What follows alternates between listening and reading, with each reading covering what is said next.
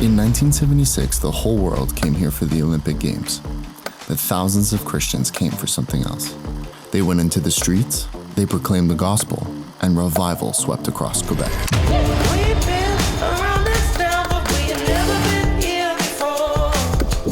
50 years later, the flame has still not gone out, but God is calling a new generation to take up the torch. In the Bible, 50 years marks the Jubilee year, a year of release, a time to proclaim freedom to the captives, a time to share the good news with the poor. This is the ministry of Jesus. This is the coming of the kingdom of God. Quebec has not said its last word, and revival is coming. This is the Montreal Jubilee.